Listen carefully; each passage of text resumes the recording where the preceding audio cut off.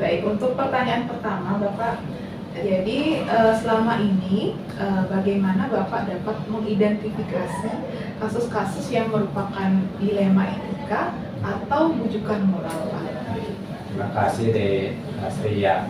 Jadi untuk bisa membedakan antara dilema etika dengan bujukan moral itu, dia harus mempertimbangkan dengan sangat bijak sekali. Dia nggak perlu kita mengobservasi, mengecek ke lapangan, dan juga masukan dari teman-teman.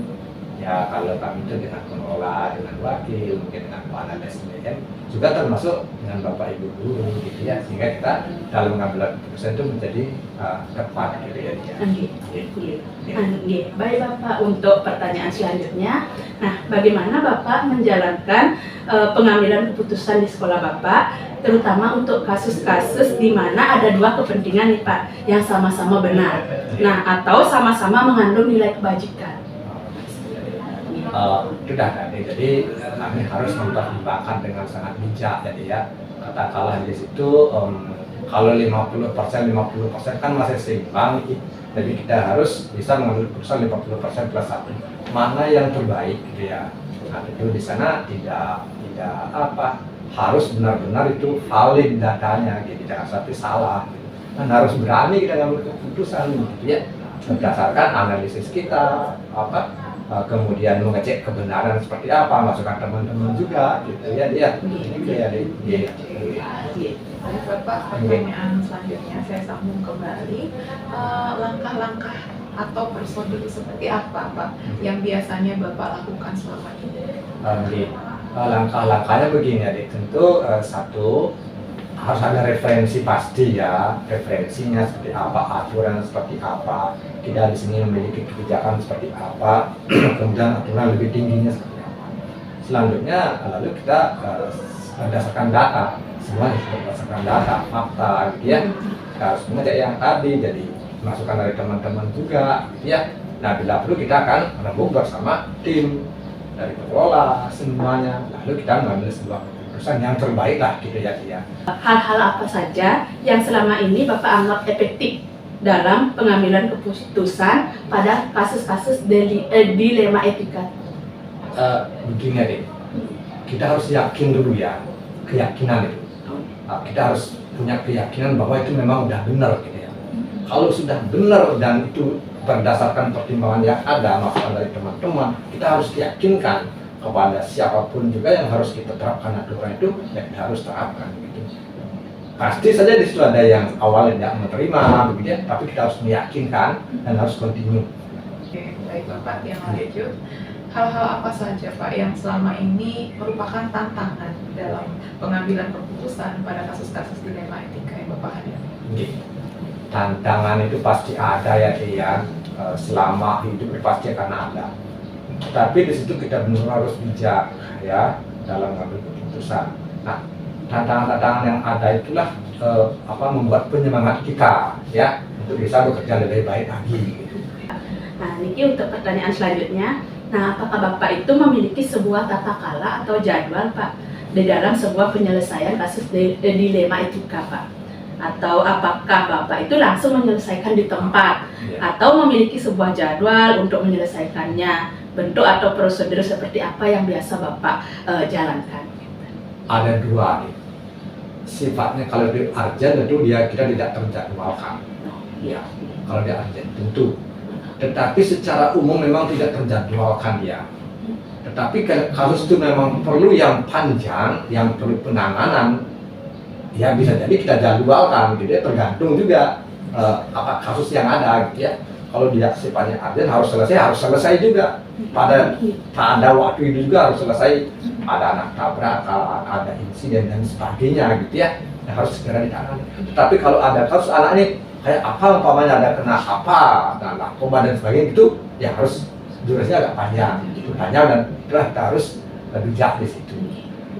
Adakah seseorang atau mungkin faktor-faktor apa yang selama ini mempermudah atau membantu Bapak dalam mengambil keputusan dalam kasus-kasus dilema etika? Dalam semua lembaga tentu kita memiliki tim ya. Kita memiliki tim. Kalau menurut dia itu yang membantu lebih banyak dia itu adalah yang terdekat lah, teman-teman guru dan juga wakil. Juga Pak komite, apakah dari jajaran kedua dan jajaran ke bawah. Dari semua yang Bapak sampaikan, mungkin pelajaran apa yang dapat Bapak petik dari pengalaman Bapak dalam mengambil keputusan dilema etika, Pak? Pengalaman yang peroleh itu adalah apa ya, keyakinan gitu ya, keyakinan, kemudian masukan dari teman-teman, dan itu membesarkan kita untuk menjadi berbuat lebih baik, lebih keras lagi untuk bekerja sesuai dengan tugas kita, untuk mengemban tugas kita gitu ya. Jadi pengalamannya jadi senang kalau kita mampu menyelesaikan suatu masalah gitu. Tapi dengan catatan itu benar gitu, jangan sampai salah. Jangan sampai salah, apakah itu secara hukum maupun hukum adat, hukum lebih atas lagi itu harus benar, tidak boleh salah. Sesingkat apapun kita ngambil keputusan itu harus bijak untuk kebenaran bersama gitu ya, bukan untuk pribadi, bukan untuk individu. Barangkali seperti itu ya.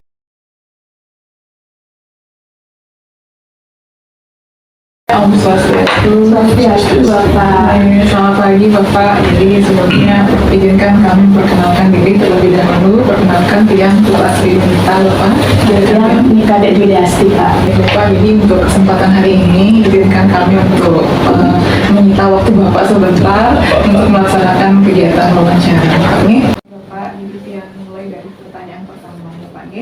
Jadi selama ini bagaimana Bapak dapat mengidentifikasi kasus-kasus yang merupakan dilema etika atau bujukan moral?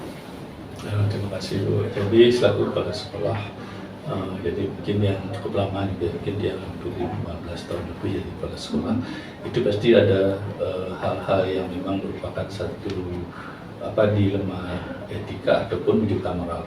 Dalam hal ini, misalnya yang paling sering adalah dilema etika, itu yang memang perlu pemikiran yang lebih matang, pertimbangan, kemudian perlu lagi ada koordinasi lebih lanjut. Bapak, untuk pertanyaan selanjutnya, selama ini bagaimana Bapak menjalankan pengambilan keputusan di sekolah Bapak, terutama untuk kasus-kasus di mana ada dua kepentingan nih Pak, yang sama-sama benar atau sama-sama mengandung nilai-nilai kebajikan? Ya seperti tadi, yang pertama tentu kita selalu pahami dulu regulasinya. Setelah paham regulasi, perlu ada kebijakan. Dan kebijakan ini kadang-kadang tidak kita putuskan sendiri, tapi kita melibatkan semua stakeholder yang ada. Baik Bapak, saya lanjutkan pertanyaan selanjutnya. Langkah-langkah atau prosedur seperti apa Pak yang biasanya Bapak lakukan selama ini? Langkah-langkah yang pertama itu pasti kita selalu pegang dulu regulasi. Nah, setelah pegang regulasi, baru nanti selanjutnya kita ada komunikasi, ada koordinasi. Nah, ini untuk pertanyaan selanjutnya Pak.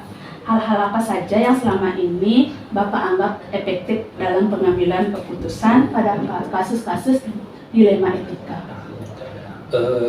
Kalau yang saya efektif selama ini saya gunakan adalah pentingnya koordinasi dan komunikasi. Itu penting. Baik Bapak, saya sambung kembali. Hal-hal apa saja Pak yang selama ini yang merupakan tantangan dalam pengambilan keputusan pada kasus-kasus dilema etika? Kalau selama ini saya di sekolah tidak pernah mengalami tantangan cukup berarti. Karena apapun masalahnya, kalau sudah kita komunikasikan dengan baik, kita komunikasikan dengan semua stakeholder yang ada, pasti masalah itu bisa kita atasi. Untuk pertanyaan selanjutnya, apakah Bapak memiliki sebuah tata kelola Pak atau jadwal tertentu dalam sebuah penyelesaian kasus dilema etika? Apakah Bapak langsung menyelesaikan di tempat atau memiliki sebuah jadwal untuk menyelesaikannya? Bentuk atau prosedur seperti apa yang Bapak jalankan? Kalau saya memiliki suatu permasalahan, tidak harus terjadwal, tetapi tidak serta-merta saya selesaikan. Karena kan kadang-kadang sesuatu yang kita putuskan secara tiba-tiba hasilnya tidak maksimal. Pasti saya pikirkan dulu, sehingga keputusan yang saya buat ini tidak merugikan, kemudian juga bisa diterima. Baik, selanjutnya Bapak, adakah seseorang atau faktor-faktor apa yang selama ini mempermudah atau membantu Bapak dalam mengambil keputusan dalam kasus-kasus dilema etika khususnya? Kalau saya, dari pengalaman saya, yang membantu itu semua adalah bagaimana keterlibatan semua stakeholder yang ada. Bapak Niki, pertanyaan yang terakhir. Dari semua hal yang telah Bapak sampaikan, pembelajaran apa yang dapat Bapak petik dari pengalaman Bapak mengambil keputusan dilema etika? Jadi keputusan yang kita buat tidak harus mutlak kaku sesuai dengan regulasi. Jadi kita perlu ada kebijakan, tapi kebijakan itu tidak boleh juga bertentangan dengan regulasi yang ada. Baik Bapak, mungkin demikian tadi pertanyaan terakhir kami sekaligus menutup wawancara hari ini. Saya ucapkan terima kasih Bapak atas waktunya dan semoga apa yang tadi Bapak sampaikan itu benar-benar menginspirasi kami Bapak dalam mengambil keputusan nantinya. Demikian.